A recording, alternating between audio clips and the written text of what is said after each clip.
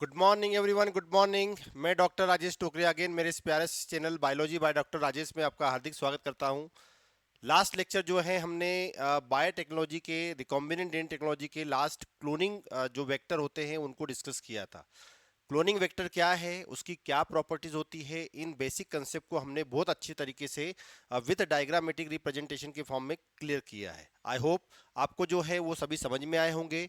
उनके बेस पर जो एनसीईआरटी और उसके बेस पर जो क्वेश्चंस हैं उनको आप सॉल्व कर पाए होंगे। लास्ट लेक्चर में हमने जो इम्पोर्टेंट पॉइंट है रिगार्डिंग दी वेक्टर्स वो ऑलरेडी डिस्कस कर लिया है। जैसे एक वेक्टर के पास ओराई सी होना चाहिए और सिलेक्टेबल मार्कर्स होना चाहिए और इसके अलावा कोई स्पेसिफिक क्लोनिंग साइट होती है। इन तीन चीज़ों के बारे में डिस्कस किया था और इसके साथ ही हमने ये डिस्कस भी किया था कि यदि कोई एंटीबायोटिक रेजिस्टेंस जीन है और यदि एंटीबायोटिक रेजिस्टेंस जीन में हम हमारा जीन ऑफ इंटरेस्ट या डिजायर्ड जीन को हम इंसर्ट कर दें तो उस एंटीबायोटिक रेजिस्टेंस जीन का जो क्वालिटी है उसका फंक्शन जो है वो क्या हो जाएगा, इनएक्टिव हो जाएगा। तो इस तरह से वो एंटीबायोटिक रेजिस्टेंट में यदि आपने जीन ऑफ इंटरेस्ट इंसर्ट कर दिया तो वो नॉन फंक्शनल हो जाएगा। तो इन सभी बातों को हमने वन बाय वन पॉइंट के फॉर्म में देखा है। आज जो है हम क्लोनिंग वेक्टर को अगेन जो है कुछ नए पॉइंट्स के फॉर्म में देखने वाले हैं। क्या नई डिस्कवरी है रिकॉम्बिनेंट डीएनए टेक्नोलॉजी में वेक्टर्स के बारे में, ये सब हम डिस्कस करने वाले हैं। तो चलिए, सभी का स्वागत है अगेन। आज का जो बेसिक कंसेप्ट है आर्टिफिशियल क्लोनिंग वेक्टर पर है। फर्स्ट आर्टिफिशियल क्लोनिंग वेक्टर किसने डिस्कवर किया था, कौन वो साइंटिस्ट थे और आर्टिफिशियल वेक्टर कौन सा था जिसको पहली बार डिस्कवर किया गया है। चलिए, लास्ट लेक्चर में क्लोनिंग वेक्टर पूरा टोटली समझ में आ गया है, तो आज समझते हम। देखिए, मेरे बैकग्राउंड में आप देख रहे हैं एक हेडिंग क्या है, हमारा हमारा हेडिंग है फर्स्ट आर्टिफिशियल रिकॉम्बिनेंट डीएनए। तो दुनिया में सबसे पहला आर्टिफिशियल, मतलब आर्टिफिशियल का मतलब ये हुआ जिसको साइंटिस्ट के द्वारा क्रिएट किया गया लेबोरेटरी के अंदर, रिसर्च इंस्टीट्यूट के अंदर। तो ये बात समझ में आ रही है। तो पहला आर्टिफिशियल प्लाज्मिड था वो क्या था, PBr322। अब ये PBr322 क्या होता है बेटा, यहां पर से क्वेश्चन 100% पूछा जाता है। कभी कभी बच्चों का इसका फुल फॉर्म ही नहीं पता होता। चलिए, तो हम समझते हैं PBr322 क्या है। फर्स्ट आर्टिफिशियल प्लाज्मिड है। फर्स्ट आर्टिफिशियल क्या है, डीएनए मॉलिक्यूल है। इस प्लाज्मिड का फुल फॉर्म क्या है, यहां पर हम समझेंगे। पी का मतलब क्या होगा, पी का मतलब क्या होगा, यहां पर पी का मतलब क्या होता है, पी का मतलब होता है प्लाज्मिड। और बी का मतलब, और आर जो दिख रहा है आपको, इसका मतलब उनके डिस्कवर करने वाले साइंटिस्ट का मीनिंग है। तो यहां पर पी का मतलब होगा प्लाज्मिड और इसके अलावा बी आर का मतलब क्या होगा, जिन्होंने उसको डिस्कवर किया है। तो साइंटिस्ट जिन्होंने इनको डिस्कवर किया है वो है बी फॉर बोलीवर और दूसरा आर फॉर रोड्रिगस। तो ये यहाँ पर आपको क्या दिख रहा है, ये है बोलीवर, ये है बोलीवर जिन्होंने, और ये है रोड्रिगस जिन्होंने। ये रोड्रिगस जो इस्लाम के साइंटिस्ट हैं, इन दोनों ने मिलकर क्या किया है, इस फर्स्ट आर्टिफिशियल जो प्लाज्मिड है इसका सिंथेसिस किया है। तो क्या आपको ये बात समझ में आई। पीबीआर में PBr का मीनिंग क्या हुआ, पी प्लाज्मिड होता है, बी फॉर बोलीवर होता है और आर का मतलब क्या होता है रोड्रिगेज होता है। यहां पर कुछ डिजिट दिया हुआ है, कुछ नंबर दिया है जिसको बोलते हैं 322। ये वो लेब का नंबर है, ये हम बोल सकते हैं। ये ऑर्डर ऑफ डिस्कवरी या सीरियल नंबर बोल सकते हैं, जहां पर ये इसको क्या किया गया था, डिस्कवर किया गया था। तो ये उसके लेबोरेटरी के नंबर या सीरियल नंबर को रिप्रेजेंट करता है। तो क्या आपको पहला आर्टिफिशियल प्लाज्मिड समझ में आया, और ये पहला आर्टिफिशियल प्लाज्मिड कौन सा है, PBr322 है। तो आप मेरे बैकग्राउंड में देख रहे हैं, यहां पर ये जो डायग्राम दिख रहा है ये कौन सा है, PBr322 है। अब इस PBr322 की क्या क्या क्वालिटी होती है, ये हम वन बाय वन इस लेक्चर में हम क्या करने वाले हैं, डिस्कस करने वाले हैं। ये डायग्राम को अभी देखिए, इस डायग्राम को आप समझिए कि यहां पर E coli cloning vector PBr322 के बारे में बताया है जो आर्टिफिशियल है, और इसके अंदर जितने भी वर्ड्स दिख रहे हैं, जितने भी लेबलिंग दिख रही है, इनको हम वन बाय वन पॉइंट में क्लियर करने वाले हैं। लास्ट में अगेन जो है इस डायग्राम को देखेंगे, लेकिन सबसे पहले हम समझेंगे कि इनका मीनिंग क्या है, ये क्यों सिंथेसाइज किया गया है। चलिए आगे बढ़ते हैं। चले, तो यहां तक का कंसेप्ट समझ में आ गया। अब बात करते हैं, it is one of the most important, देखिए, सबसे पहली बात करें कि अर्लीस्ट वेक्टर में हम बात करें कंस्ट्रक्टेड आर्टिफिशियल इज PBr32। ये ध्यान रखना है, ये आर्टिफिशियल है, इसको सिंथेसाइज किया गया है। दूसरा, it is one of the most popular and widely use. आप रिसर्च में देखेंगे, बायोटेक्नोलॉजी की फील्ड में देखेंगे या रिकॉम्बिनेंट डीएनए टेक्नोलॉजी की फील्ड में देखेंगे, सबसे ज्यादा यूज करने वाला या सबसे ज्यादा यूज होने वाला, जिसकी ज्यादा एप्लीकेशंस हैं, वो कौन सा प्लाज्मिड है? PBr322 है। तो क्या आपको ये बात समझ में आई? इसलिए ये मोस्ट पॉपुलर है, वाइडली यूज होता है, क्योंकि इसकी कुछ सारी एप्लीकेशंस है और वो कई सारी एप्लीकेशन जो है वो इनको सिलेक्टन और पॉपुलेशन करने में, पॉपुलेट होने में क्या करती है? हेल्प करती है। चले, तो लेंथ यदि देखा जाए, इसकी लेंथ देखा जाए तो 4361 बेस पेयर है। मतलब क्या है? ये इस पूरे प्लाज्मिड का यदि आप लेंथ देखेंगे तो 4306 बेस पेयर है और इट कंप्लीट डीएनए सीक्वेंस क्या है इसकी? नोन है। इसका मतलब यह है कि जो हमने अभी प्लाज्मिड देखा है, इस प्लाज्मिड में जितना भी सीक्वेंस है 4361, उस पूरे न्यूक्लियोटाइड की सीक्वेंस के बारे में हमको आज क्या है? जानकारी है, उसकी इंफॉर्मेशन है, मतलब पूरा प्लाज्मिड क्या है? नोन है। तो क्या आपको यहां तक का कंसेप्ट समझ में आया? चले, ये बात आपको याद इसलिए रखना है क्योंकि सबसे मोस्ट आईएमपी ये प्लाज्मिड है और यहां से भी क्वेश्चन जो है पूछे जाते हैं। चले, सबसे पहले बात करते हैं ओरिसी की। ये ओरिसी कल लास्ट लेक्चर में हमने देखा था कि एक प्लाज्मिड का एक बेसिक कंसेप्ट है कि जिसके पास ओरिसी होना चाहिए। यदि ओरिसी है तो वहां से क्या होगा? रेप्लिकेशन स्टार्ट होगा। जैसे कल मैंने एग्जांपल बताया था कि एक रन करने वाला, एक रनर व्यक्ति जो होता है, एक खिलाड़ी जो होता है, प्लेयर जो होता है, यदि उस रन करना चाहता है तो कहीं ना कहीं एक स्टार्टिंग पॉइंट से रन करेगा और एक पॉइंट तक जाके क्या हो जाएगा? रुक जाएगा, जिसको हम स्टॉप कहेंगे। तो वैसे वैसे एक प्लाज्मिड के अंदर क्या होता है? एक प्लाज्मिड के अंदर एक स्पेशल कैरेक्टर होता है जिसको हम क्या कहते हैं? ओरिसी कहते हैं। ओरिसी का मतलब origin of, it is the point of, या मैं बोल सकता हूं it is the start point, it is the start point of DNA replication. ये क्या है? ये स्टार्ट पॉइंट है। किसका स्टार्ट पॉइंट है? डीएनए रेप्लिकेशन का। इसका मतलब प्लाज्मिड के अंदर यदि ये पॉइंट है तो यहां से क्या होगा? डीएनए रेप्लिकेशन की शुरुआत होगी। तो ये क्या हो गया? ओरिसी हो गया। तो ये बात आपको समझ में आ गई। ये क्या है? ओराइसी है, जो एक प्लाज्मिड के अंदर होता है। चलिए, तो ये क्या हेल्प करता है? ये विदाउट हेल्प, यदि ये प्लाज्मिड के अंदर नहीं है तो कोई भी प्लाज्मिड रेप्लिकेट नहीं कर पाएगा, नहीं मल्टीप्लाई कर पाएगा, नहीं कॉपी बना पाएगा। तो इसका मतलब यदि किसी प्लाज्मिड में ओरिसी है तो वो अपनी कॉपी बना पाएगा, यदि नहीं है तो नहीं बना पाएगा। तो क्या आपको यहां तक का कंसेप्ट समझ में आया? दूसरा इसका कैरेक्टर क्या है? रोप। रोप का मतलब ROP, रोप का मतलब होता है protein of replication. Protein of replication का मतलब क्या होता है? पहले इसको डायग्राम में देखते हैं कहां पर है। देखिए, ये ओरिसी है हमारा, ये मैंने आपको बताया। ये क्या है? यहाँ पर ओरिसी है, ये आप देख रहे हैं, ये ओरिसी है। इस डायग्राम में ऑलरेडी बता दिया है मैंने। ये ओरिसी के अलावा आप देख रहे हैं पिंक कलर से दिख रहा है, ये पूरा पिंक कलर से जो आपको दिख रहा है, यहाँ पूरा पिंक कलर वाला जो पार्ट दिख रहा है, ये यहां से यहां तक का जो पार्ट दिख रहा है, इसको बोलते हैं हम क्या? ROP। ROP बोलेंगे, क्या कहेंगे इसको? ROP, रूप। इसको बोलते हैं protein of replication. Protein of replication. तो रोप का मतलब क्या हुआ? ROP stand for protein of replication. Protein of replication. तो इसका मतलब क्या है? प्रोटीन ऑफ रेप्लिकेशन का मतलब क्या है? प्रोटीन ऑफ रेप्लिकेशन का मतलब है कि ये कंट्रोल करता है कॉपी नंबर को। किसकी कॉपी नंबर को? प्लाज्मिड की कॉपी नंबर को, कि कितनी बार रेप्लिकेट होगा, कितनी बार रेप्लिकेशन करेगा और किसी बैक्टीरिया के अंदर इसकी नंबर कितनी होगी। ये सब बात डिपेंड करता है किस पर? रोप पर। तो रोप क्या है? प्रोटीन ऑफ रेप्लिकेशन कह सकते हैं, ये है रोप। क्या आपको ये बात समझ में आ रही है? क्या आपको ये बात समझ में आ रही है कि यहां पर रोप का मतलब क्या हुआ? ये है रोप। और इस रोप के अंदर आप देख रहे हैं ब्लैक कलर से, ये रोप के अंदर आप ब्लैक कलर से देख पा रहेंगे कि ये वाला जो पार्ट दिख रहा है ब्लैक कलर वाला, ये एक क्या है? रेस्ट्रिक्शन एंजाइम से कट करने वाली साइट है, जिसको कहते हैं PVU सेकंड। क्या कहेंगे? PVU सेकंड कहेंगे। तो एक बात आपको समझ में आ गई, एक ORIC होना चाहिए और एक ROP होना चाहिए, और उस ROP के अंदर भी एक रेस्ट्रिक्शन साइड होती है जहां से कोई रेस्ट्रिक्शन एंजाइम कट कर सकता है। तो इसको क्या कहते हैं? इसको कहेंगे हम क्या? इसको कहेंगे हम PVU सेकंड। तो क्या आपको यहां तक का कंसेप्ट समझ में आया? मैं इसको अच्छे से लेबल कर देता हूं। तो ये हमारा पिंक कलर वाला क्या हो गया, ROP हो गया। और ये ब्लैक कलर वाला जो आप देख रहे हैं, ये ब्लैक कलर वाला क्या है, इस ROP साइट का क्या है, ये है PVU सेकंड। ये है रेस्ट्रिक्शन साइट। ये क्या है, रस्ट्रिक्शन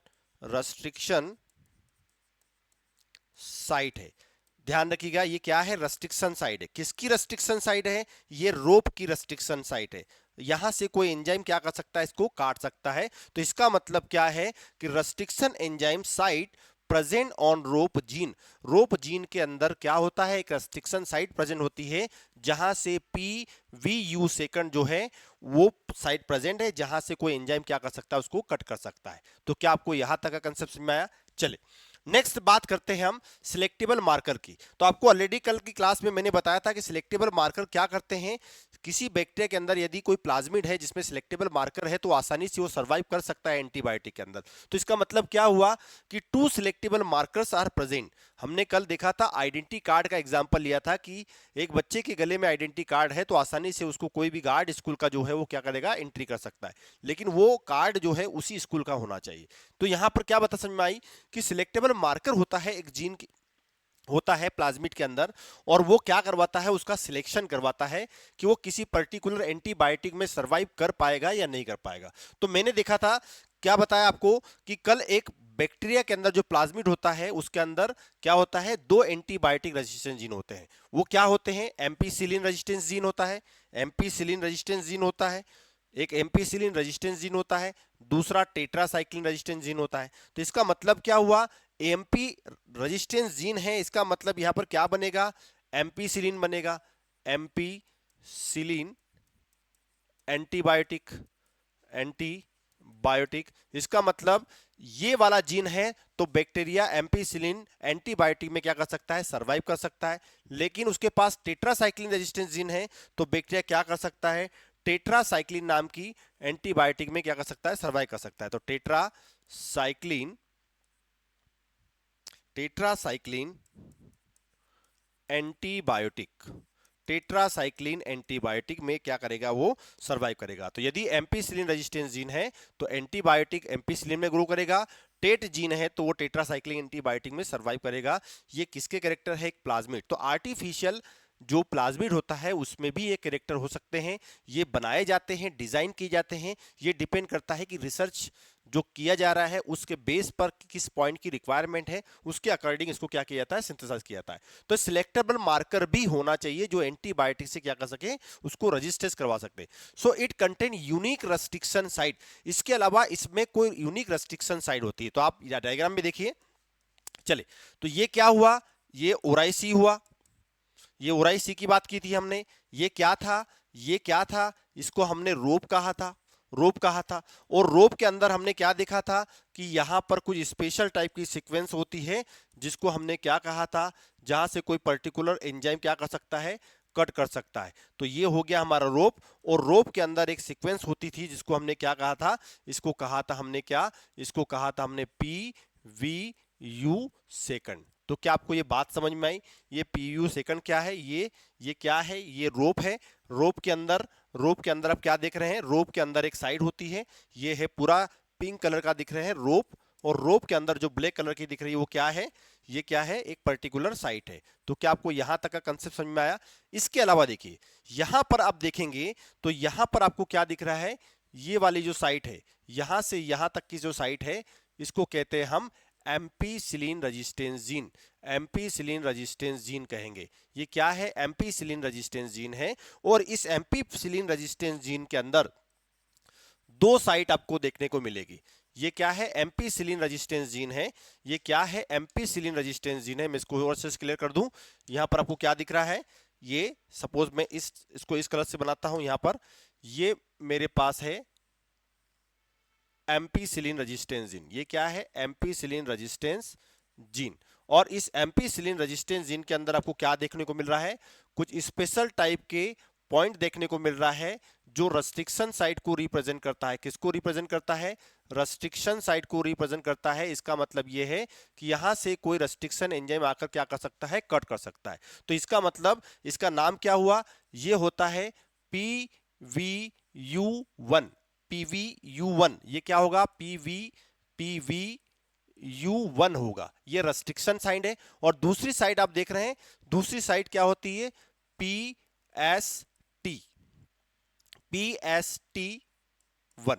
तो आपको याद क्या रखना है? एम्पीसिलिन रेजिस्टेंस जीन है। इस एम्पीसिलिन रेजिस्टेंस में जीन में दो साइट होती है जहां पर रेस्ट्रिक्शन एंजाइम क्या कर सकता है? कट कर सकता है, जिसका नाम है PVU1 और PST1।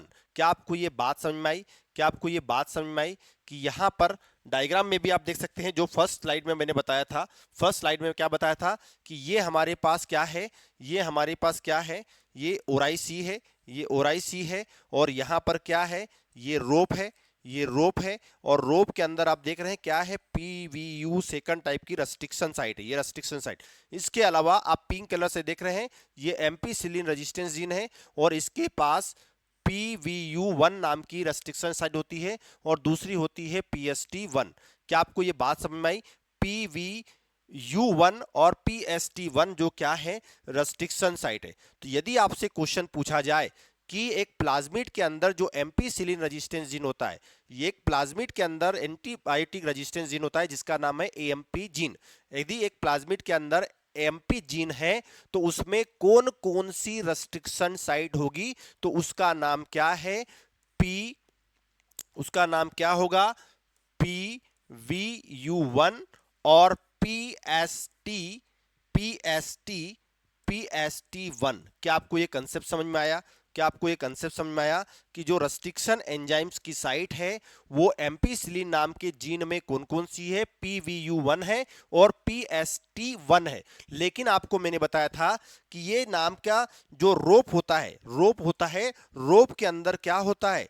PVU सेकंड होता है। तो फर्स्ट कहां होता है? एम्पीसिलिन रेजिस्टेंस जीन में होता है, ये बात आपको याद रखना है। तो रोप को भी क्या कर सकता है? रेस्ट्रिक्शन एंजाइम कट कर सकता है, लेकिन वहां पर RVV जो होता है, PVU जो है वो सेकंड टाइप का है, जबकि एम्पीसिलिन में क्या है? फर्स्ट है। और PST1 है। दूसरी तरफ क्या देखेंगे? दूसरी तरफ आप देखेंगे कि यहां पर एक रेड कलर वाला जीन है, आपको देख रहे हैं, इसको देख रहे हैं, ये वाला कौन सा पार्ट है? ये वाला, इसको बोलते हैं टेट जीन। क्या कहेंगे? Tetracycline resistance gene. ये कौन सा जीन है? टेट जीन है। टेट जीन का मतलब टेट्रासाइक्लिन रेजिस्टेंस जीन है। ये क्या करेगा? एंटीबायोटिक से क्या करेगा? प्रिवेंट करवाएगा। एंटीबायोटिक कौन सी? टेट्रासाइक्लिन से। तो इसके पास भी क्या होते हैं? कुछ स्पेशल टाइप के क्या होते हैं? इसके पास भी कुछ स्टेबल पॉइंट्स होते हैं जहां पर क्या होते हैं? रेस्ट्रिक्शन एंजाइम कट कर सकते हैं। तो यहां पर कौन से होंगे? ये टेट्रासाइक्लिन की बात कर रहे हैं, टेट जीन है। तो इसके पास कौन से जीन होंगे? इसके पास कौन से जीन होते हैं? इसमें हम लिख सकते हैं, इसमें balm H1, balm H1, balm H1 और दूसरा साल1। क्या कहेंगे? बाम H1 और साल1 ये क्या है?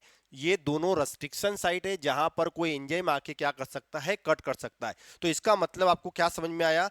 इसका मतलब ये समझ में आया कि जो टेट्रासाइक्लिन नाम का जीन है उसमें दो रेस्ट्रिक्शन साइट है जिसका नाम है बाम H1 और दूसरा क्या होगा? साल1। तो क्या आपको एक कंसेप्ट समझ में आया? यदि आपसे क्वेश्चन पूछ लिया जाए कि एक आर्टिफिशियल प्लाज्मिड जिसका नाम PBr322 है, उसमें टेट्रासाइक्लिन यदि रेजिस्टेंस जीन है तो उसके अंदर कौन से रेस्ट्रिक्शन एंजाइम कट करेंगे, या उसके अंदर कौन सी रेस्ट्रिक्शन साइट होगी जिसका नाम होगा बाम H1 और SOL1 होगा। तो क्या आपको ये बात समझ में आई? ये चार रेस्ट्रिक्शन पॉइंट जो है प्रेजेंट है, जिसमें से ये दो restriction site ampicillin resistance gene की है, जबकि ये दो रेस्ट्रिक्शन साइट जो है वो टेट्रासाइक्लिन की है। तो इन दोनों के बारे में आपको याद रखना है, ये जीन है और ये वो जीन के अंदर प्रेजेंट क्या है? टेट्रासाइक्लिन रेजिस्टेंस जीन के अंदर क्या है? ये रेस्ट्रिक्शन एंजाइम कटिंग साइट है। तो इंसर्शन यदि आप यहां पर कर देंगे, यदि देखिए ये एम्पीसिलिन रेजिस्टेंस जीन है, ये टेट्रासाइक्लिन रेजिस्टेंस जीन है, यदि आपने यहां से इसको कट करवा दिया, चाहे आप PVU फर्स्ट से करवा दें या PST1 से कट कर दें, और यहां पर आप कट करने के बाद रेस्ट्रिक्शन एंजाइम का यूज करेंगे, यहां से कट कर सकते हैं और यहां पर क्या कर दें? आप जीन ऑफ इंटरेस्ट को आसानी से जोड़ सकते हैं। तो क्या आपको यहां तक का कंसेप्ट समझ में आया? आगे चलें। देखिए यहां पर क्या लिखा हुआ है? Insertion in the MPR। यदि आप इंसर्शन कर दे, यहां पर जीन ऑफ इंटरेस्ट को इंसर्ट कर दे, कहां पर, यहां पर क्या कर सकते हैं, क्योंकि यहां पर रेस्ट्रिक्शन साइट है, तो यहां पर जीन ऑफ इंटरेस्ट आपका जो टारगेट जीन है, जिसको आप डिजायर्ड डीएनए कहते हैं, वो आप क्या कर सकते हैं, इंसर्ट कर सकते हैं। इसके साथ आप क्या कर सकते हैं, जो टेट्रासाइक्लिन जीन है, यहां पर भी जीन को क्या कर सकते हैं, इंसर्ट करा सकते हैं। क्यों इंसर्ट करवा सकते हैं, because this tetracycline gene has two restriction site, first is BAM-H1 and second is SAL1। तो क्या आपको ये कंसेप्ट समझ में आया कि यहां पर भी आप एक जीन ऑफ इंटरेस्ट को क्या कर सकते हैं, इंसर्ट करा सकते हैं। तो insertion in MPR and tetracycline gene possible है, ये आप करवा सकते हो। This make AMPR and tetracycline gene non functional. यदि आपने इन दोनों पोजीशन पर किसी टारगेट जीन को, किसी डिजायर जीन को आपने इंसर्ट करा दिया, तो ये दोनों इनएक्टिव हो जाएंगे, नॉन फंक्शनल हो जाएंगे। या आपने इन दोनों में से किसी में भी, चाहे एम्पीसिलिन की बात करें चाहे टेट्रासाइक्लिन की बात करें, इन दोनों में से किसी एक में भी आपने जीन ऑफ इंटरेस्ट करा दिया, तो उसका जो फंक्शनल है वो क्या हो जाएगा, ब्रेकडाउन हो जाएगा, वो प्रॉपर फंक्शन नहीं कर पाएगा। तो ये कल भी लास्ट लेक्चर में हमने ऑलरेडी डिस्कस किया है, और आई थिंक ये बात आपको बहुत अच्छे समझ में आई होगी कि एक प्लाज्मिड के अंदर एंटीबायोटिक रेजिस्टेंस जीन का क्या यूटिलिटी है, और यदि एंटीबायोटिक रेजिस्टेंस जीन में आपने जीन ऑफ इंटरेस्ट को इंसर्ट कर दिया, तो डिजायर्ड डीएनए को इंसर्ट कर दिया, तो उसका नॉन फंक्शन हो जाएगा, कोई प्रॉपर फंक्शन नहीं करेगा, वो इनएक्टिव हो जाएगा। तो ये बात आपको यहां तक क्लियर हो गई होगी। चलिए, other cloning site. Other cloning site का मतलब क्या हुआ कि अभी हमने क्या देखा कि एक ओराइसी था, एक रोप था, रोप के अंदर एक PVU सेकंड नाम की रेस्ट्रिक्शन साइट थी। इसके हमने अलावा एम्पीसिलिन रेजिस्टेंस जीन देखा, जिसके अंदर PVU फर्स्ट और PST1 नाम की रेस्ट्रिक्शन साइट थी। इसके अलावा हमने टेट्रासाइक्लिन जीन देखा, टेट्रासाइक्लिन में BAM-H1 और SAL1 नाम की रेस्ट्रिक्शन साइट थी। इसके अलावा 3 अदर साइट भी होती है, इसके अलावा 3 अदर साइट भी होती है। तो these are unique restriction site present in plasmid. इसके अलावा भी 3 रेस्ट्रिक्शन साइट होती है, जिनका नाम क्या है, पहला है इको R1, यहां से इको R1 क्या कर सकता है, कट कर सकता है। तो ये क्या है, ये है इको R1, ये क्या है, इको R1। ये भी रेस्ट्रिक्शन साइट है, जो कहां पर प्रेजेंट है, ये एम्पीसिलिन को छोड़कर अदर साइट पर प्रेजेंट है। ये आपको बात समझ में आ गई होगी। दूसरा क्लेवन, ये क्लेवन है, ये सेकंड टाइप में जो आप देख रहे हैं ये क्लेवन है, ये भी प्रेजेंट है। इसके अलावा आप देख रहे हैं ये थर्ड नंबर पर हिंड थर्ड दिख रहा है आपको। ये दोनों क्या है, ये तीनों क्या है, रेस्ट्रिक्शन साइट है। ये एक्सेप्ट होती है एम्पीसिलिन रेजिस्टेंस जीन में जो प्रेजेंट है, उसके अलावा ये भी होती है क्लावन और हिंड थर्ड, ये भी प्रेजेंट होता है। तो क्या आपको ये कंसेप्ट समझ में आया, क्या आपको ये कंसेप्ट समझ में आया कि क्या हो रहा है, कि इसमें भी एक अदर साइड होती है जिससे आप रेस्ट्रिक्शन एंजाइम की हेल्प से कट कर सकते हो। तो पहला अदर साइड में कौन आ गया, इको R1, सेकंड कौन आ गया, क्लावन, और थर्ड कौन आ गया, हिंड थर्ड। तो क्या आपको ये बात समझ में आई, यहां पर हिंड थर्ड भी प्रेजेंट होता है। तो कुल मिला के आज हमारे पास जो डायग्राम आया है, यहां पर क्या क्या आया है, आप उसको लेबलिंग कर सकते हैं आसानी से। ये है हमारा ओरिसी, ये है हमारा ROP, प्रोटीन ऑफ रेप्लिकेशन, जिसमें क्या होता है, जिसके पास क्या होगा, जिसके पास क्या होगा, इसको हम थोड़ा डायग्रामेटिक रिप्रेजेंटेशन के थ्रू समझते हैं। इसके अंदर क्या होगा, एक रेस्ट्रिक्शन साइट प्रेजेंट होगी, जिसको हम क्या कहेंगे, जिसको हम कहेंगे PVU सेकंड। तो ये बात आपको समझ में आ गई। दूसरा हमने क्या देखा था, ये एम्पीसिलिन रेजिस्टेंस जीन है, ये AMP है, ये AMP है रेजिस्टेंस जीन है, और ये टेट्रासाइक्लिन रेजिस्टेंस जीन है, ये टेट्रासाइक्लिन रेजिस्टेंस जीन है। एम्पीसिलिन में हमने क्या देखा कि ये जो था PVU1 था, और ये PST1 था, ये PST1 था। ये बात आपको समझ में आ गई। यहां पर हमने क्या देखा था, क्या देखा था, BAM-H1 था, ये क्या था, BAM-H1 था, H1 था, और ये क्या था, SAL1 था। इसके अलावा भी 3 अदर साइड भी होती है जहां से रेस्ट्रिक्शन एंजाइम क्या कर सकता है, कट कर सकता है। तो क्या आपको ये कंप्लीट स्ट्रक्चर, क्या आपको ये कंप्लीट स्ट्रक्चर समझ में आया, जिसका नाम है PBR322, जो कि ऑलरेडी मैंने जब लेक्चर स्टार्ट किया था तो वहां फर्स्ट लेक्चर में जो बोलिवर और रोड्रिगेज नाम के साइंटिस्ट ने डिस्कवर किया था, और यही डायग्राम मैंने आपको वहां इमेज के फॉर्म में बताया था। और मैंने ये भी बोला था कि इस डायग्राम में जितने भी लेबलिंग है उसको आप ध्यान से देखिए, क्योंकि इसको वन बाय वन हम जो है बहुत अच्छी तरीके से डिस्कस करेंगे, जो ऑलरेडी हम कर चुके हैं। तो क्या आपको यहां तक की स्ट्रक्चर समझ में आई? ये बेसिक कंसेप्ट है प्लाज्मिड का, जो आर्टिफिशियल प्लाज्मिड है जिसका नाम PBr322 है। तो ये स्ट्रक्चर हमको समझ में आना चाहिए। चलिए आगे बढ़े। चलिए, तो अब हमारे पास क्या है, देखिए यहां पर प्लाज्मिड है। ये प्लाज्मिड कैसा है? नॉन रिकॉम्बिनेंट है। कैसा है? Non recombinant. नॉन रिकॉम्बिनेंट का मतलब क्या हुआ? नॉन रिकॉम्बिनेंट का मतलब ये हुआ इसमें कोई भी जीन ऑफ इंटरेस्ट एडेड नहीं है, जिसको जुड़ा नहीं गया है। ये बात आपको समझ में आ गई। दूसरी बात हमने ये देखा था कि इसमें क्या है, एम्पीसिलिन रेजिस्टेंस जीन है। ये क्या है? एम्पीसिलिन रेजिस्टेंस जीन है। और ये क्या है? टेट्रासाइक्लिन रेजिस्टेंस जीन है। ये क्या है? टेट्रासाइक्लिन रेजिस्टेंस जीन है। यहां तक का कंसेप्ट आपको क्लियर है? और इसी के अंदर एक साइट होती है जिसको आप क्या कहते हैं? इसी के अंदर एक साइट होती है जिसको आप क्या कहते हैं? बाम H1 कहते हैं। बाम H1 कहते हैं। ये आपको मैंने अभी डायग्राम से बताया। यदि नहीं समझ में आ रहा है तो आप ये देखिए, ये टेट्रासाइक्लिन रेजिस्टेंस जीन है, यहां पर बाम H1 होता है। तो इसका मतलब क्या है? Using Bam H1 for cutting. ये बाम H1 क्यों यूज करते हैं? फॉर कटिंग करने के लिए। An insertion of gene of interest. यहां से क्या कर सकते हैं? आप कट कर सकते हैं किसी पर्टिकुलर जगह से। आप जिसे बाम H1 लिखा है तो यहां से बाम H1 रेस्ट्रिक्शन एंजाइम का यूज करके आप डीएनए को क्या कर सकते हो? कट कर सकते हो, और जो नो जीन ऑफ इंटरेस्ट है उसको आसानी से क्या कर सकते हो? इंसर्ट कर सकते हो। तो सपोज मैंने क्या किया, ये मेरा क्या है? ये मेरा क्या है? जीन ऑफ इंटरेस्ट है। ये क्या है? Gene of interest. ये मेरा जीन ऑफ इंटरेस्ट है, या इसी को मैं क्या बोल सकता हूं? डिजायर जीन कह सकता हूं, जिसमें कोई स्पेशल क्वालिटी है। तो मैंने क्या किया, इस नॉन रिकॉम्बिनेंट प्लाज्मिड को बाम H1 से काट दिया, जो कि साइड कहां से काटेगा? बाम H1 से काटेगा। और जीन ऑफ इंटरेस्ट जो ग्रीन कलर से दिख रहे हैं उसको मैंने इंसर्ट कर दिया। तो मैंने आपको लास्ट लेक्चर में भी बताया और अभी स्टार्टिंग में भी बताया कि जिस भी जीन के अंदर यदि आपने जीन ऑफ इंटरेस्ट ऐड कर दिया तो वो पर्टिकुलर कैरेक्टर डिसॉल्व हो जाएगा, वो नॉन फंक्शन हो जाएगा। तो आप देख रहे हैं टेट्रासाइक्लिन वाला जीन क्या हो चुका है? नॉन फंक्शनल हो चुका है। तो ये क्या है? ये है जीन ऑफ इंटरेस्ट।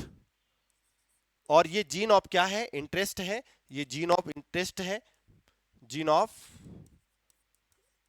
इंटरेस्ट। और यहां पर आप देख रहे हैं ये क्या है? ये टेट्रासाइक्लिन रेजिस्टेंस जीन है, जो क्या हो चुका है?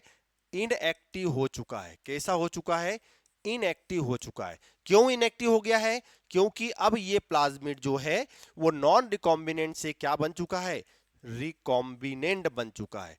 क्या बन चुका है? रिकॉम्बिनेंट बन चुका है। तो आपको यहां पर क्या बात समझ में आई कि जो नॉन रिकॉम्बिनेंट प्लाज्मिड होगा, जो नॉन रिकॉम्बिनेंट प्लाज्मिड होगा वो एम्पीसिलिन एंटीबायोटिक में भी जीन ग्रो कर पाएगा, क्योंकि इसके पास एम्पीसिलिन रेजिस्टेंस जीन है।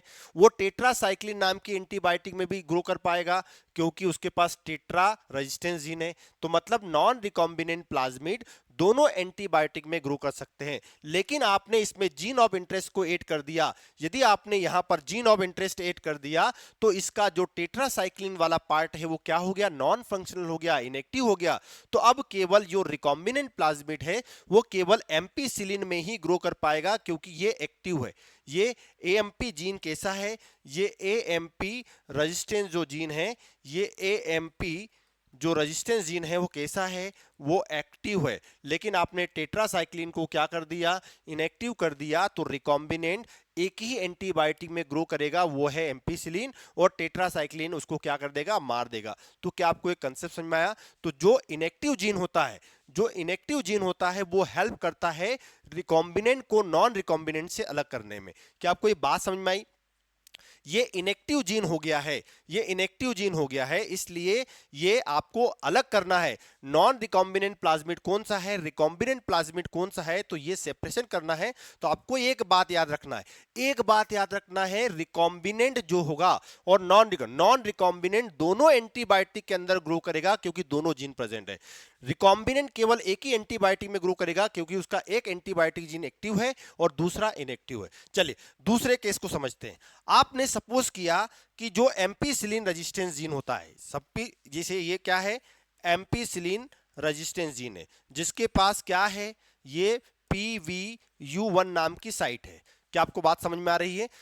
PVU1 नाम के, तो आपने क्या किया, using PVU1 for cutting and insertion of gene of interest. यदि आपने यहां पर जीन ऑफ इंटरेस्ट ऐड कर दिया, तो पहली बात तो आपको एक बात याद रखना है कि ये जो है कैसा है, नॉन रिकॉम्बिनेंट है, प्लाज्मिड है, रिकॉम्बिनेंट प्लाज्मिड है। कैसा प्लाज्मिड है, नॉन रिकॉम्बिनेंट प्लाज्मिड है। यदि उसमें आपने क्या कर दिया, जीन ऑफ इंटरेस्ट, ये जीन ऑफ इंटरेस्ट जो है यहां पर ऐड कर दिया, तो आपका जो एम्पीसिलिन रेजिस्टेंस जीन है, एम्पीसिलिन रेजिस्टेंस जीन क्या हो जाएगा, इनएक्टिव हो जाएगा और एम्पीसिलिन रेजिस्टेंस जीन इस प्लाज्मिड को किल कर देगी। लेकिन इसके पास जो टेट्रासाइक्लिन वाला रेजिस्टेंस जीन है, टेट्रासाइक्लिन रेजिस्टेंस वाला जीन है, वो अभी क्या है, एक्टिव है। क्या है, एक्टिव है, जिसके कारण वो सरवाइव करेगा। तो क्या आपको ये दोनों केस समझ में आए, क्या आपको ये दोनों केस समझ में आए कि किसके पास कौन सा जीन होगा तो वो क्या हेल्प करेगा।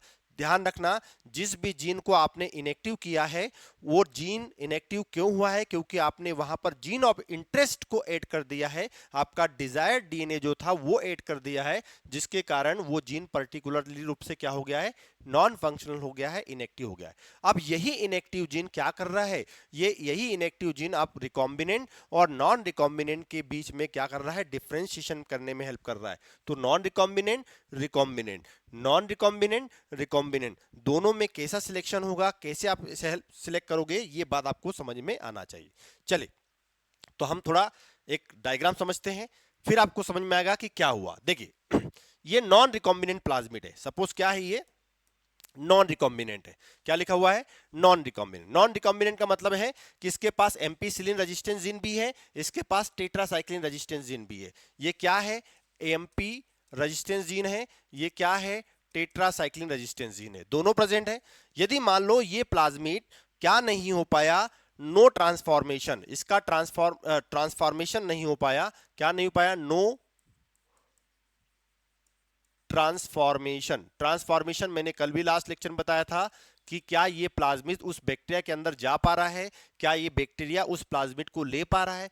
यदि वो प्लाज्मिड बैक्टीरिया के अंदर नहीं आ पाया तो ऐसी कंडीशन में वो कैसा होगा, नॉन ट्रांसफॉर्मेशन वाला प्लाज्मिड होगा, नॉन ट्रांसफॉर्म होगा। ये बात समझ में गई। तो इसको क्या कहेंगे, इस बैक्टीरिया को नॉन ट्रांसफॉर्मेंट कहेंगे। क्या कहेंगे, नॉन ट्रांसफॉर्मेंट कहेंगे, और ऐसी प्रोसेस को नो ट्रांसफॉर्मेशन कहेंगे। तो क्या आपको कंसेप्ट समझ में आया।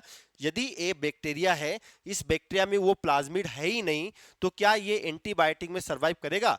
देखिए यहां पर है एम्पीसिलिन एंटीबायोटिक, ये क्या है, एम्पीसिलिन एंटीबायोटिक। तो क्या इस बैक्टीरिया को एम्पीसिलिन एंटीबायोटिक में रख दिया जाए तो सर्वाइव करेगा, बिल्कुल भी सर्वाइव नहीं करेगा, नॉट ग्रो। क्यों नहीं सर्वाइव करेगा, क्योंकि इसके पास कोई जीन ही नहीं है, कोई प्लाज्मिड ही नहीं है जो उसको सर्वाइवल कंडीशन में प्रोटेक्ट करे या सर्वाइव करने के लिए प्रोटेक्ट मतलब उसका एलिजिबिलिटी बनाए। तो आपको बात समझ में आ रही है।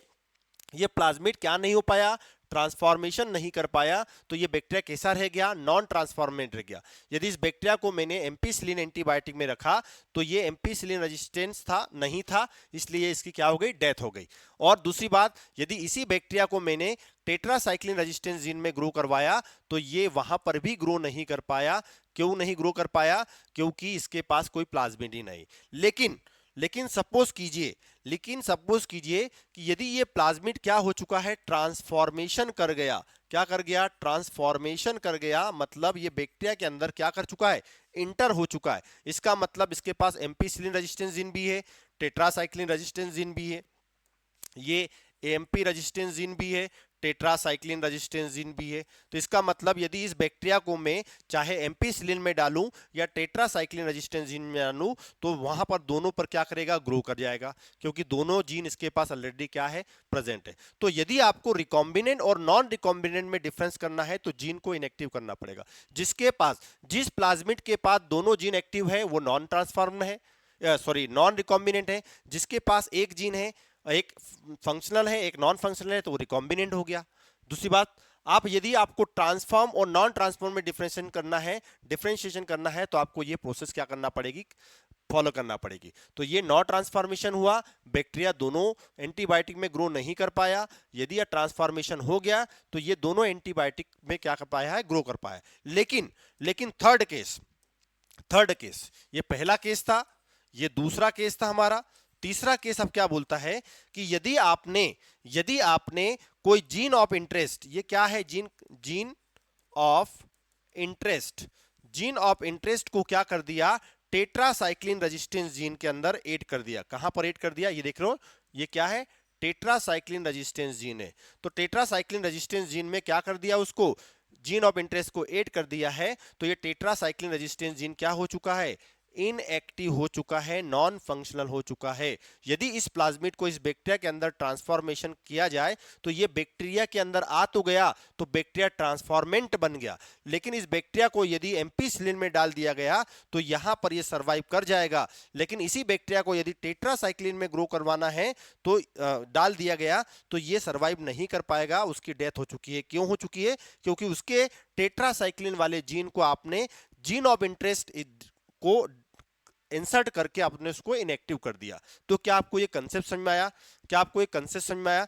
तो दो बातें आपको याद रखना है, रिकॉम्बिनेंट को नॉन रिकॉम्बिनेंट से अलग करना है तो इनएक्टिव जीन काम में आएगा, और यदि ये ट्रांसफॉर्मेंट है और नॉन ट्रांसफॉर्मेंट को डिफरेंशिएट करना है तो एक्टिव जीन काम में आएगा। क्या आपको समझ में आया? ये एक्टिव जीन है, दोनों काम कर रहे हैं तो दोनों एंटीबायोटिक में ग्रो कर रहा है, लेकिन उसमें जीन ऑफ इंटरेस्ट ऐड कर दिया है तो केवल एक में ग्रो कर पाया है, दूसरे में ग्रो कर ही नहीं रहा है।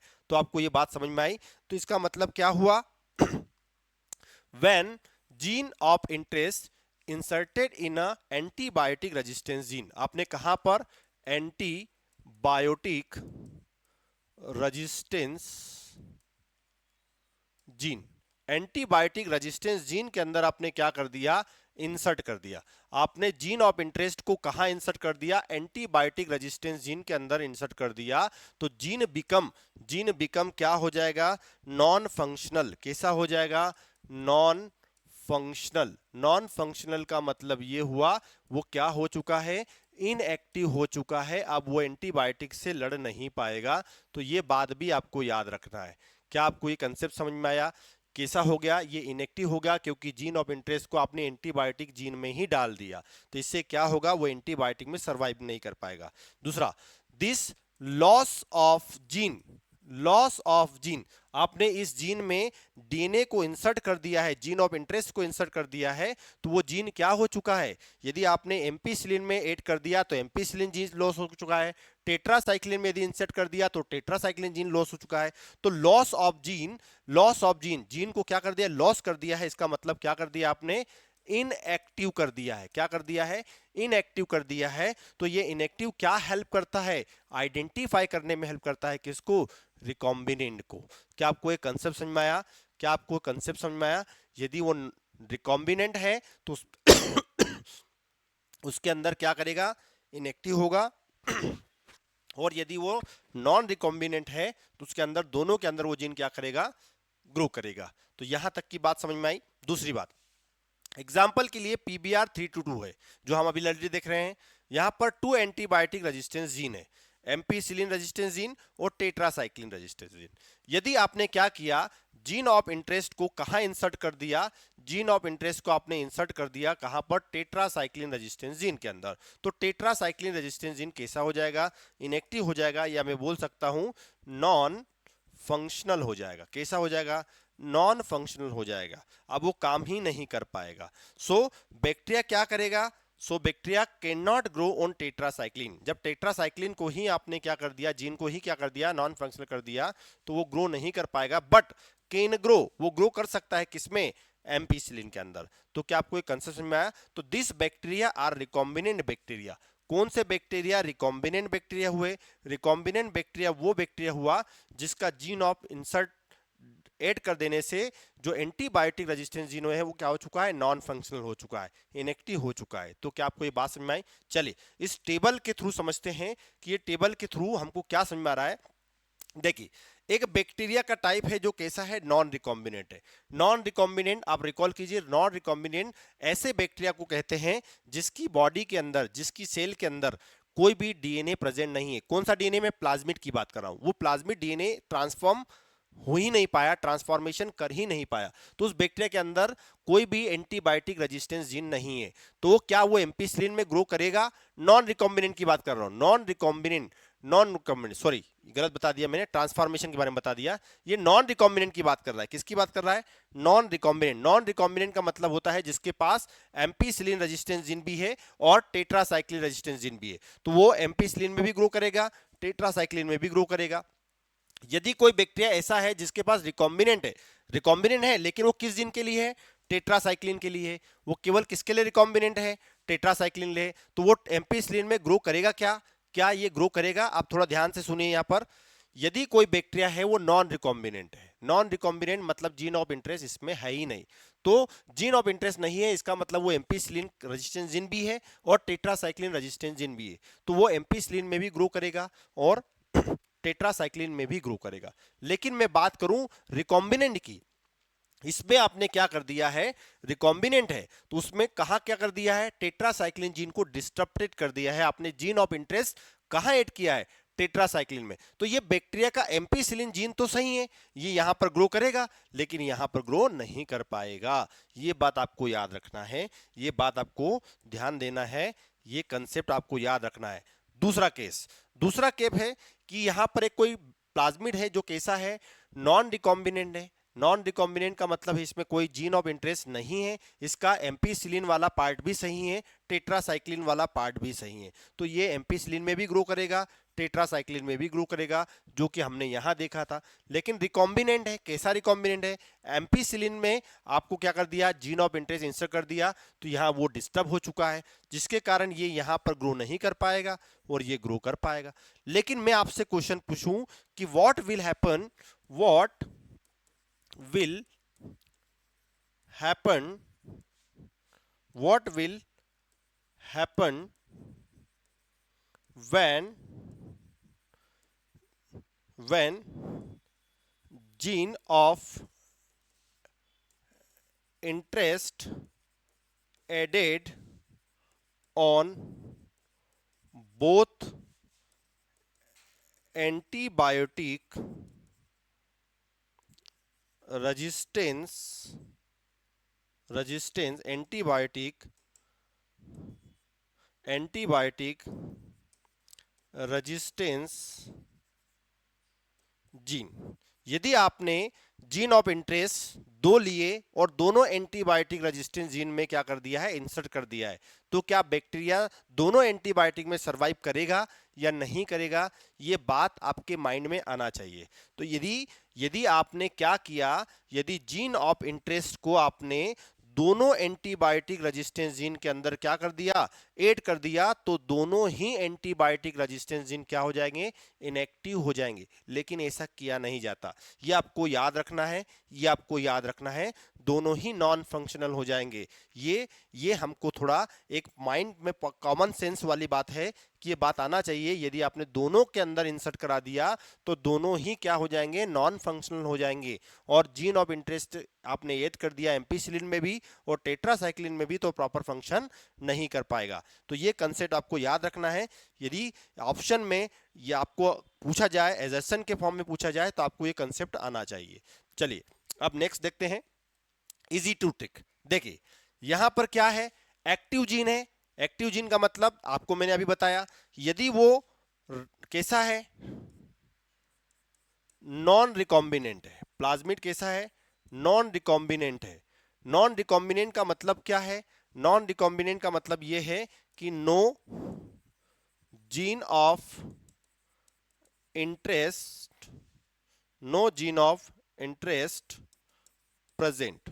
इसमें जीन ऑफ इंटरेस्ट प्रेजेंट नहीं है, जीन ऑफ इंटरेस्ट प्रेजेंट नहीं है। इसका मतलब क्या हुआ कि आप नॉन रिकॉम्बिनेंट को कैसे पहचानेंगे, उसमें जीन ऑफ इंटरेस्ट नहीं है। लेकिन यदि मान लो उसके अंदर क्या है, वो कैसा है, रिकॉम्बिनेंट है, रिकॉम्बिनेंट है, तो इसका मतलब क्या है, आपने आपने क्या कर दिया, एक जीन को इनएक्टिव कर दिया। So one one antibiotic gene is active and other one other one is inactive. क्या आपको ये बात समझ में आई? रिकॉम्बिनेंट है तो उसका एक जीन कैसा है, यदि रिकॉम्बिनेंट है तो उसका एक जीन कैसा है, वन जीन कैसा होगा, एक्टिव होगा, और दूसरा कैसा होगा, इनएक्टिव होगा।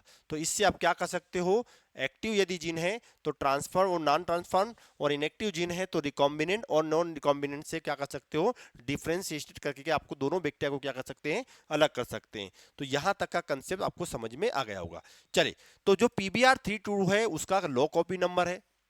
लो कॉपी नंबर ये है, इसका मतलब क्या हुआ कि produce less plasmid DNA inside the bacteria, वो अपनी इतनी कॉपी नहीं बना पाता है बैक्टीरिया के अंदर जो जितनी रिक्वायरमेंट है, इसका मतलब लो कॉपी नंबर है।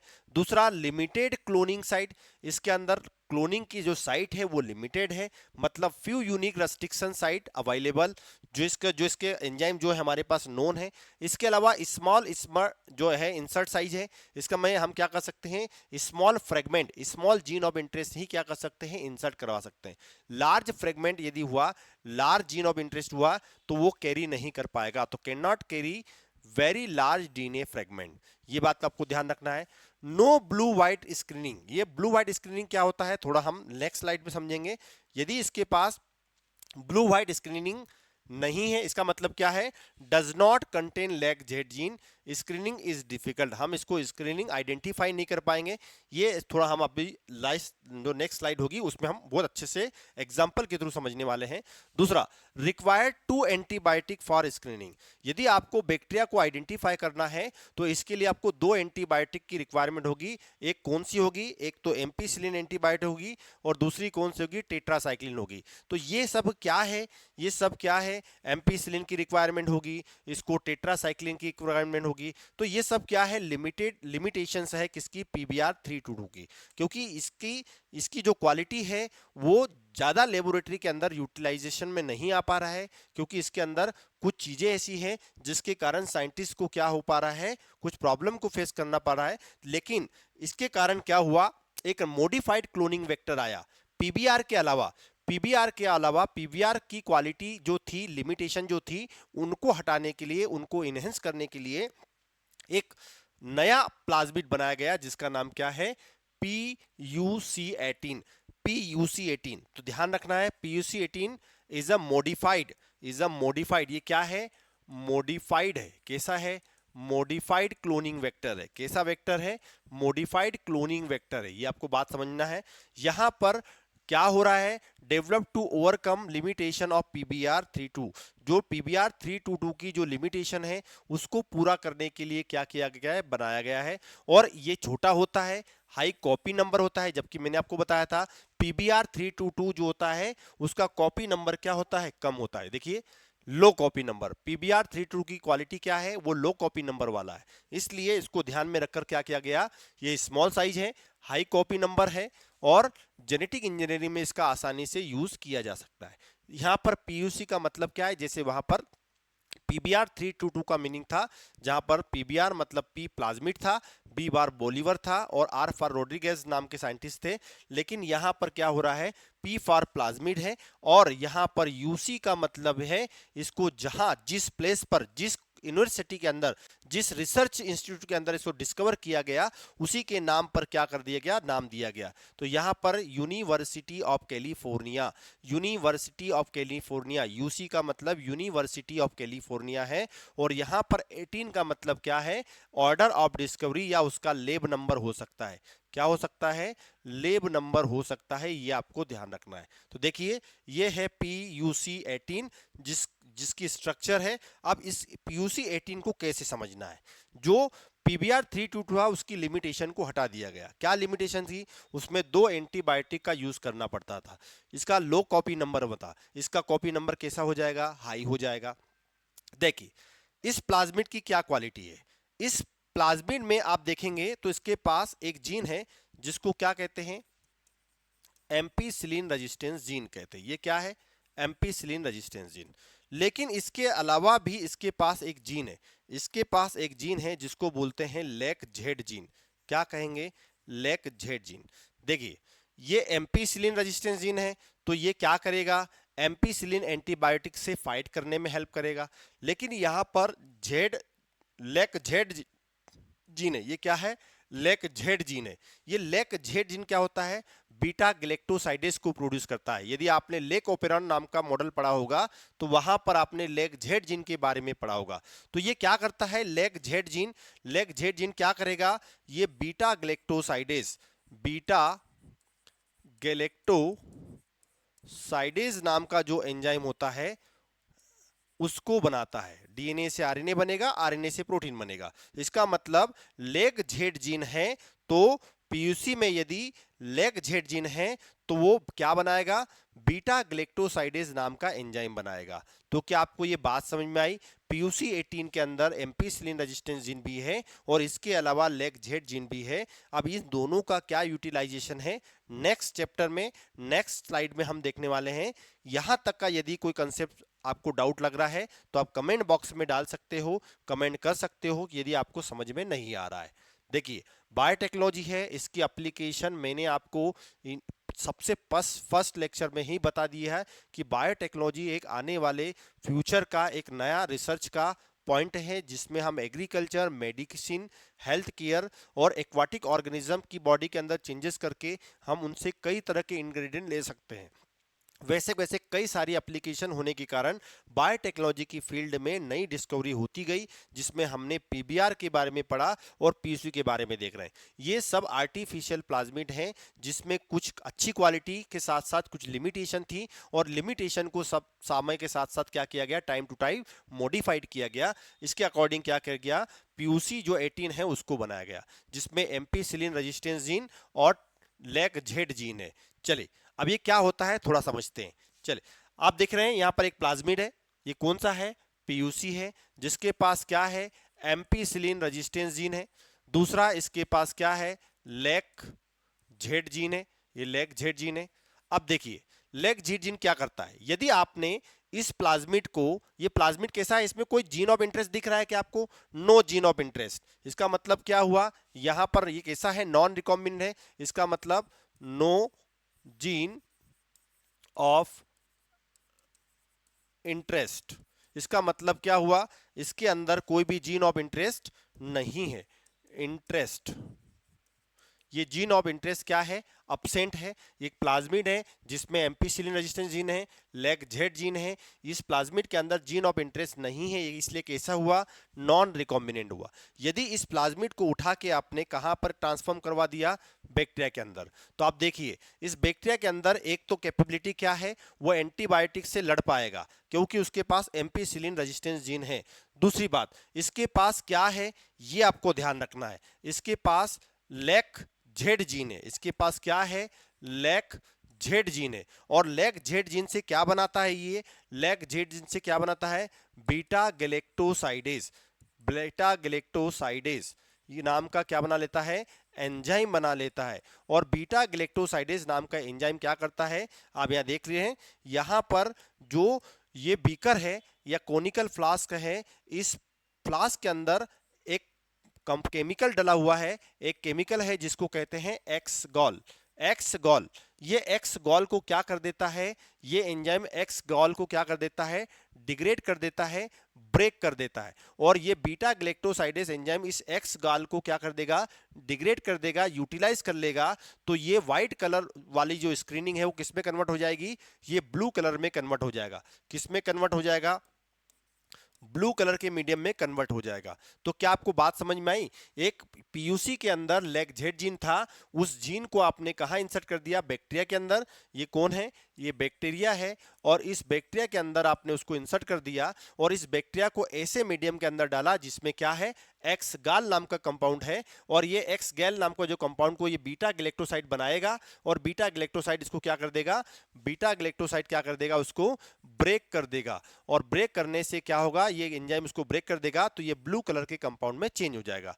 दूसरी बात हम बात करें, दूसरी तरफ हम देखें कि यहां पर एक प्लाज्मिड है, उस प्लाज्मिड में एम्पीसिलिन रेजिस्टेंस जीन है, और यहां पर जो ब्लू कलर से देख रहे हैं ये उसका क्या है, ये उसका लैक जेड जीन है।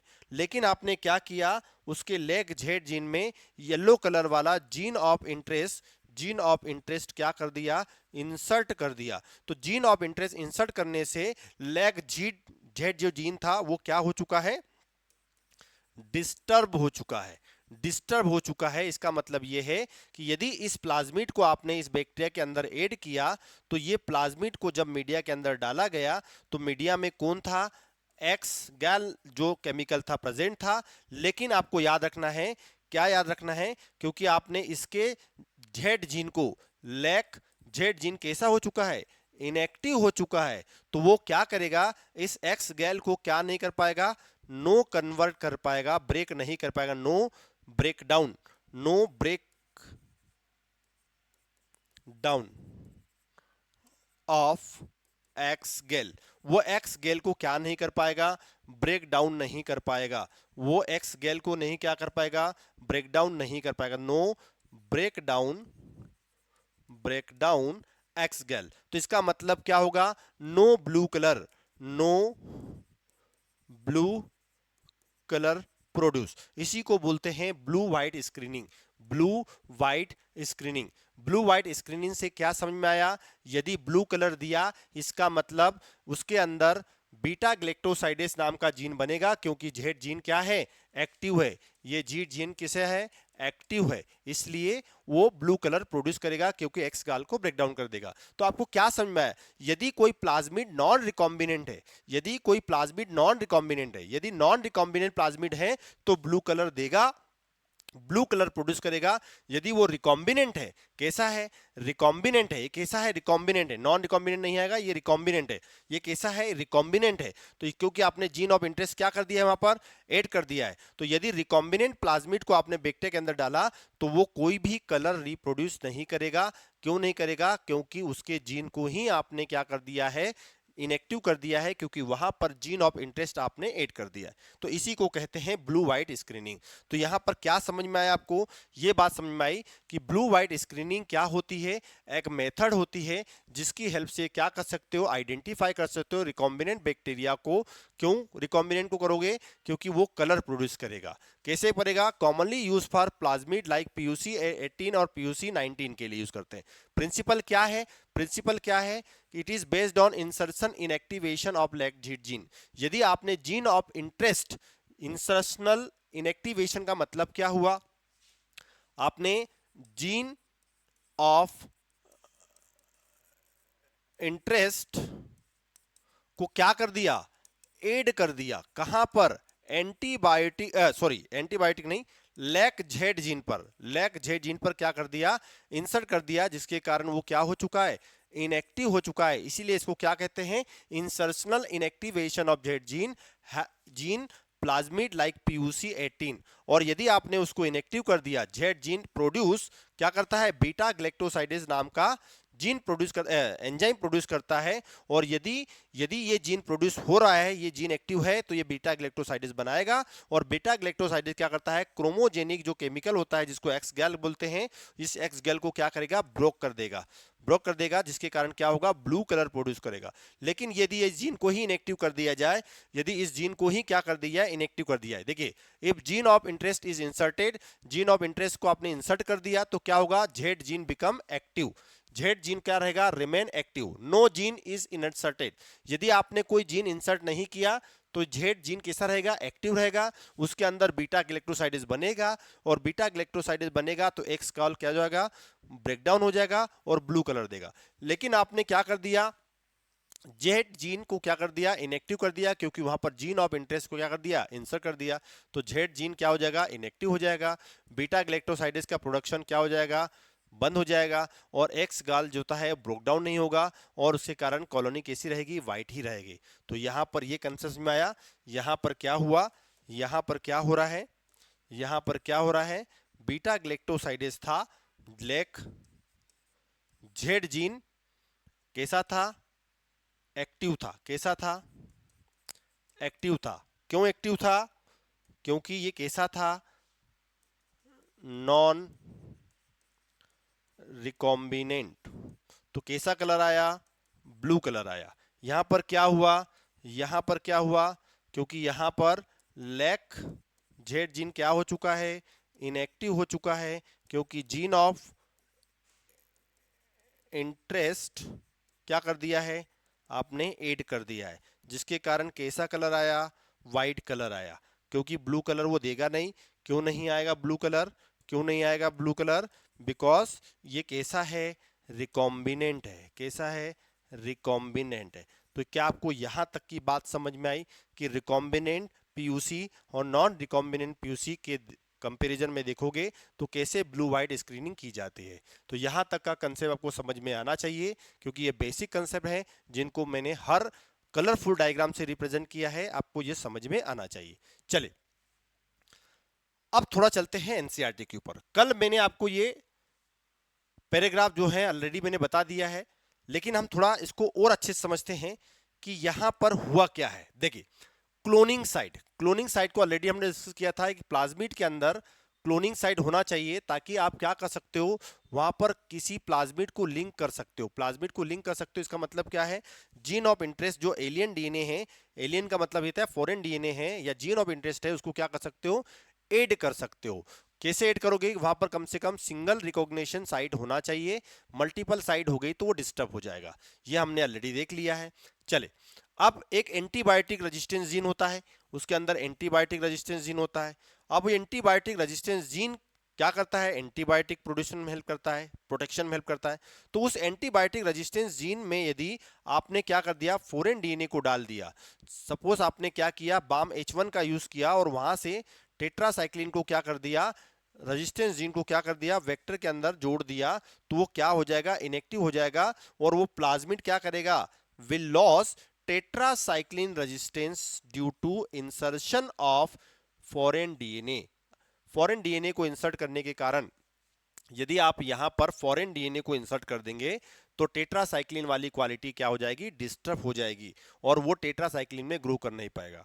चलिए द प्लेटिंग, द ट्रांसप्लेटिंग का मतलब आपने बैक्टीरिया को ट्रांसफर किया, तो the plating the transformation on ampicillin, आपने एम्पीसिलिन में यदि उसको डाला गया मीडिया के अंदर तो एम्पीसिलिन में वो ग्रो कर जाएगा, क्योंकि उसके आपने टेट्रासाइक्लिन को क्या किया है, इनएक्टिव किया है, एम्पीसिलिन को इनएक्टिव नहीं किया है। So containing medium, the transformation growing on ampicillin, ampicillin में वो ग्रो करेगा। बेटा यहां से क्वेश्चन 100% आएगा, क्योंकि ये एक्सपेरिमेंट बेस्ड है और एक्सपेरिमेंट बेस्ड में वो क्या करते हैं, ऐसा क्वेश्चन डिजाइन करते हैं कि बच्चा कंफ्यूज हो कि किस मीडियम में डाला गया, जीन ऑफ इंटरेस्ट किस में इंसर्ट किया गया। तो यहां पर बहुत इजी से हमको यदि कंसेप्ट समझ में आता है तो आप आसानी से इस क्वेश्चन को सॉल्व कर पाएंगे। The transformation growing on ampicillin containing medium, bacteria कहां पर ग्रो करेगा, एम्पीसिलिन में तो ग्रो करेगा, लेकिन वो कहां ग्रो नहीं कर पाएगा, टेट्रासाइक्लिन में नहीं ग्रो कर पाएगा। So are then transform on the medium containing tetracycline, तो टेट्रासाइक्लिन में ग्रो कर नहीं कर पाएगा।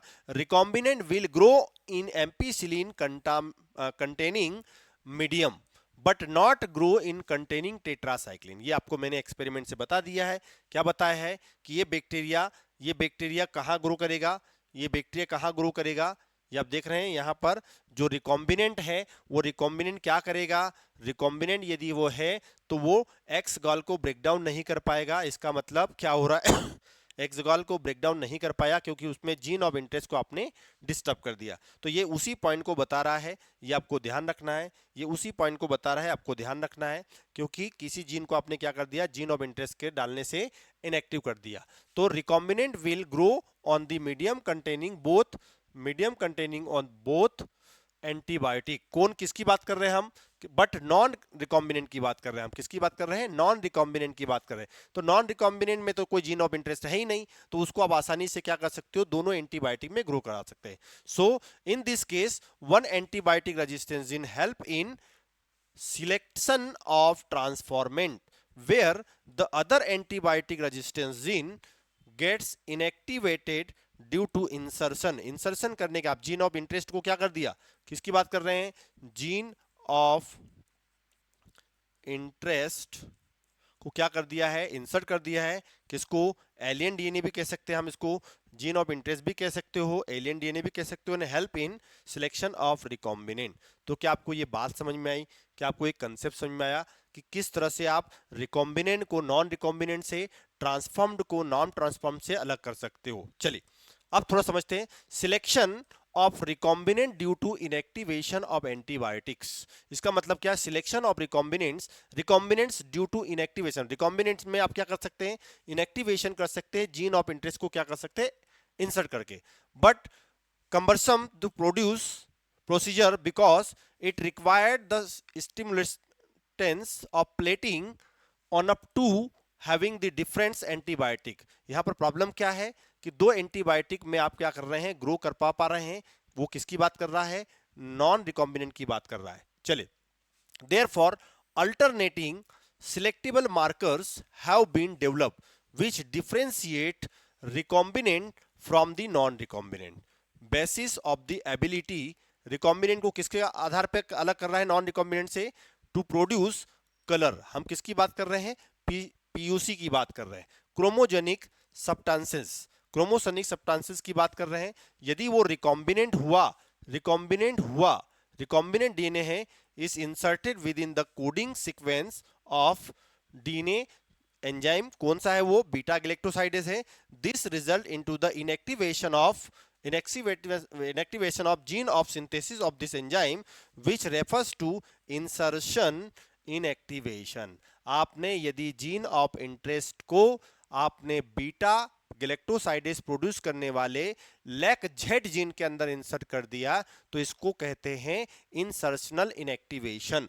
जिसके कारण क्या होगा, the presence of chromogenic substances give blue colour.